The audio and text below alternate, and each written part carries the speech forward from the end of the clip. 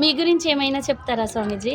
అసలు మీరు మీ అంటే నాకు తల్లిదండ్రి చిన్నప్పటి నుంచి ఆధ్యాత్మికం అంటే ఇష్టం. కానీ చదువుకున్నాను ఏదో కొంచెం. కొంచెం అంటే అది ఎంతో కొంత కొంచెం చదువుకున్నాను. ప్రజలకు తెలియజేయండి అంటే స్వామీజీ. కొంచెం చదువుకున్నాను. ఏదో కొంచెం మాట్లాడగలిగినంత, చదవగలిగినంత చదువుకున్నాను. తర్వాత నాకు మొదటి నుంచి ఆధ్యాత్మికం ఇష్టం. నేను 25 సంవత్సరాలు అయింది, పైగా అయింది నేను ఈ సన్యాసి దీక్ష తీసుకొని. హ్మ్. అప్పటి నుంచి 2001లో మొట్టమొదటి యాగం ప్రారంభించాను.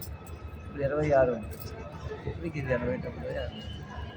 అంటే మీరు చేసేవన్నీ శ్రీకృష్ణ యాగాలేనా అంటే స్వామీజీ? అన్నీ కాదు, శ్రీకృష్ణ యాగం అంటారు, రుద్రయాగం, చండీ యాగం రుద్రయాగం, అన్నీ చండీ ఉంటాయి కదా. యాగం. అవునా స్వామి? రెండింటినీ కూడా ఏకీకృతం చేసి శివునికి, విష్ణువుకి, అలాగే సర్వోపరికి, గణపతికి, హ్మ్. అమ్మవారికి ఏ భేదం లేదన్నట్టు అన్ని కలుపుతాయి. అన్ని కలిపి. కానీ మీరు శ్రీకృష్ణ పీఠాధిపతులు కదా స్వామీజీ? నాకు కృష్ణుడు అంటే ఇష్టం. అందరికీ ఆయన ఇష్టం ఉండాలని ఇష్టం ఏం లేదు కదా. నాకు కృష్ణుడు అంటేనే కృష్ణుడు. నేను అందరినీ ఆరాధిస్తాను. రాధాకృష్ణుని ఎస్పెషల్లీ ఎక్కువగా ఆరాధిస్తాను. ఒక మనిషి తరించాలంటే ఏం చేయాలి స్వామీజీ? అంటే అన్నిట్లో ఉన్న దేని మీద సంబంధం లేకుండా ఉంటే చాలు. గృహస్థ జీవితం అనుభవించవచ్చు, ఓకే. భార్య పిల్లలతో సక్రమంగా ఉండొచ్చు, స్త్రీ అయితే భర్తతో పిల్లలతో సక్రమంగా ఉండొచ్చు. కానీ దేనిపైన కూడా వ్యామోహం లేకుండా జీవనం సాగిస్తే తరించవచ్చు. అంటే అందరు గురువుల దగ్గర తీసుకొని చేస్తేనే తరిస్తారు అని అంటున్నారు కదా! దానికి మీ ఉద్దేశం ఏంటి స్వామీజీ? అంటే గురువు ఉపదేశం వల్ల అందరికీ గురువులు దొరకరు కదా! అలాంటి వారు ఎలా అంటే తరించాలంటారు వారి స్వామీజీ? వారి యొక్క క్వాలిఫికేషన్ బట్టి గురువు దొరుకుతారు. ఒక్కొక్కరికి ఒక్కొక్క గురువు టైప్ ఆఫ్ గురువు దొరుకుతుంటారు. వాళ్ళ యొక్క పూర్వజన్మ సుకృతాన్ని బట్టి వాళ్ళ గురువులు దొరుకుతుంటారు. కాబట్టి గురువులు దొరకరని చెప్పలేము, దొరుకుతారు. కానీ వాళ్ళని యూటిలైజ్ చేసుకోవడానికి కష్టం కదా. అలాగే గురువు దగ్గరికి వస్తారు, వాళ్ళకి నచ్చినట్టు ఉంటారు, అప్పుడు గురువు దొరకడు కదా. అలాగే గురువు దొరకకపోవడం ఉండదు, దొరుకుతాడు. కానీ వాళ్ళకి పూర్వజన్మ సుకృతం వల్ల దొరుకుతాడు.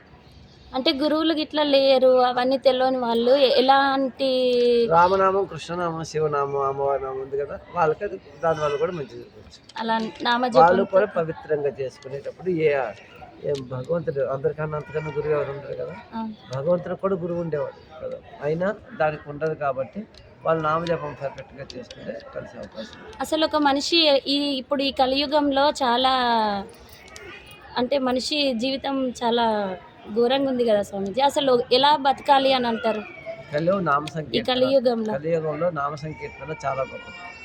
అవి చేసుకుంటూ అన్ని యజ్ఞయాగాది ప్రతులు వాటిని గౌరవించాలి, ఉమ్, వేదాలను గౌరవించాలి. గౌరవించుతూ పెద్దల్ని చిన్నవాళ్ళని గౌరవించాలి. పెద్దలు బాగా గౌరవించాలి, చిన్నవాళ్ళతో ఆప్యాయతగా ఉండాలి. ప్రకృతి అందరితో కూడా సమతుల్యతమైనటువంటి ప్రేమను పంచుకుంటూ ఎదుటి వారి ఎందు ఎప్పుడు కూడా భగవద్ దృష్టి కలిగినట్టుంటే, ఉమ్. భగవద్ ఐశ్వర్యం కలిగినట్టుంటే వారు ఎప్పుడు తరించడానికి అవకాశం ఉంది. పునర్జన్మ ఉంటుందా స్వామీజీ? కోరిక పోయి రెండో కోరిక ఉంటే ఉమ్. ఉంది అంటే పునర్జన్మ ఉన్నట్టుగా. అంటే కొందరు డబ్బున్న వాళ్ళలాగా, కొందరు లేని వాళ్ళలాగా, కొందరు కనీసం తినడానికి కూడా లేకుండా అడుక్కుంటుంటారు కదా, వాళ్ళందరూ ఇలా ఎలా జన్మిస్తారు స్వామీజీ? వాళ్ళ యొక్క అంటే మనుషులందరూ దేవుడి దృష్టిలో ఒకటే కదా స్వామీజీ, అయినా వీళ్ళందరూ ఇలా ఎందుకు? దేవుడి దృష్టిలో వాళ్ళు సత్కార్యక్రమం చేసినప్పుడు మోక్షానికి తీసుకెళ్ళడానికి మాత్రం దేవుడి దృష్టిలో అందరూ ఒకటే. వాడి కర్మలను బట్టి వాడి యొక్క ఫలితాలు వస్తుంటాయి. ఒక విషయం చెప్తున్నాను. ఇప్పుడు ఒక చెరువులో దిగినప్పుడు మనం చెరువులో ఒక వస్తువు దొరికింది, నాకు దొరికిందని నేను కూడా మళ్ళీ మునిగాను. మళ్ళీ మునిగితే దొరకపోవచ్చు, ఆ పక్కవాడికి 2 దొరకవచ్చు. అంటే వాడి సాధన బట్టి వాడికి వచ్చింది. ఒక్కోసారి మునిగినా దొరకకపోవచ్చు. అంటే వీరికి సాధన లోపమో కింద జన్మ లోపం ఉండొచ్చు. అలాగే ఇంకొక విషయం ఏంటంటే, ప్రకృతిలో వాడు చేసుకునే కర్మలను బట్టి వాళ్ళు అనుభవిస్తారు. అవును? ఉమ్, నువ్వు అక్కడి నుంచి ఇక్కడికి వచ్చావు కాబట్టి దీన్ని తీసుకోగలిగా, అవును. రాకపోతే వాళ్ళు తీసుకోలేరు కదా. అవును స్వామీజీ. అలాగే మన ప్రయత్నం ఏదైతే ఉందో ఆ ప్రయత్నం వల్ల వచ్చే ఫలితాన్ని కర్మ అంటారు. అది యోగంగా మారితే కర్మయోగం. అది యోగంగా మారిందనుకో ఇంకా భగవత్ కార్యక్రమాలు చేస్తుంటే, మంచి కార్యక్రమాలు చేస్తుంటాం, దేనిపైన ఆసక్తి లేకుండా జీవిస్తుంటాం. అది మంచి యోగం. దానివల్ల అంత సమతుల్యత ఉంటుంది. లేకపోతే వాడు తప్పు చేసాడానికి ఎదుటి స్త్రీని తిట్టడమో, లేకపోతే గురువులను దూషించడమో, పక్క వాళ్ళ దగ్గర ఏదో చేయడం, ఇవన్నీ చేస్తే వాడికి జన్మలు ఈ జన్మకు కింద జన్మ వల్ల బాగుండొచ్చు, వచ్చే జన్మలో వాడు కూడా అలాగ అడుగుతుందా ఇంకోలా పడుతుంది.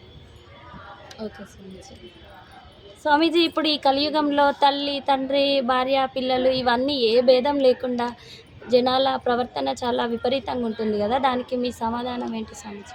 అంటే కలి యొక్క ప్రభావం వల్ల ప్రతి వాడికి ధనంపై ఆశ, తన దేహంపై ఆశ, ఉమ్, ఎదుటి వారి దేహాన్ని చూడడం, దానివల్ల మాత్రం విపరీతాలు రావడానికి అవకాశం పడుతుంది. వాటిని పారద్రోలాలంటే ఉమ్, భక్తిపూర్వకంగా భగవంతుని రోజు ఆరాధించాలి, జపించాలి, తప్పించాలి.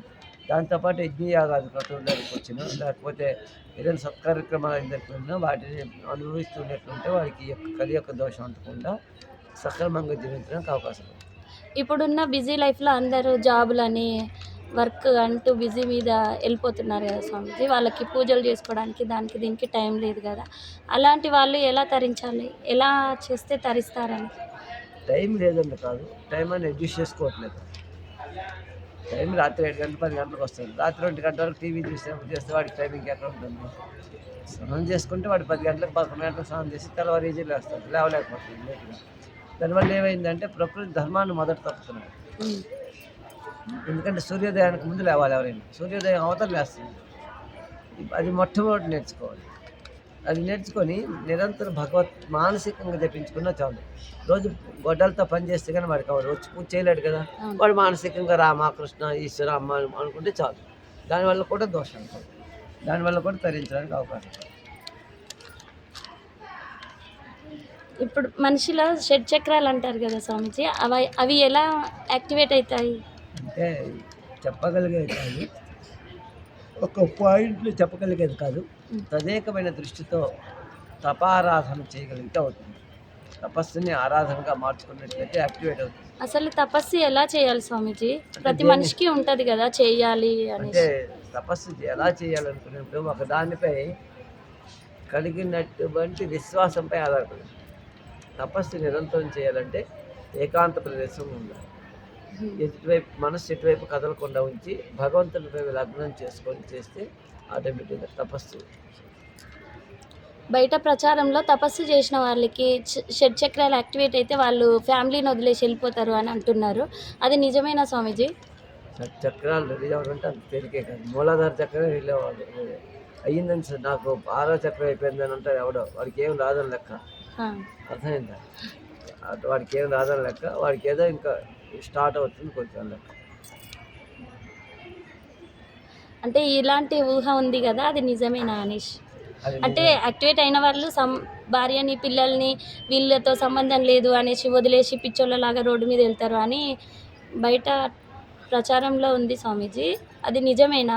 భార్యని పిల్లల్ని వదిలి పిచ్చివాళ్ళ వెళ్ళదు, ఉమ్, జ్ఞానిగా వెళ్తారు. అర్థమైంది? ఉమ్, నీకు పిచ్చివాళ్ళ కనిపించవచ్చు. ఉమ్, అవధూత అంటే ఉమ్, వెళ్తూ ఉంటాడు, ఎవరేమన్నా పట్టించుకోడు, ఉమ్. తన కార్యక్రమం తను చేసుకుంటాడు. దీన్ని అవధూత లక్షణం అంటారు. Thank you Swamiji.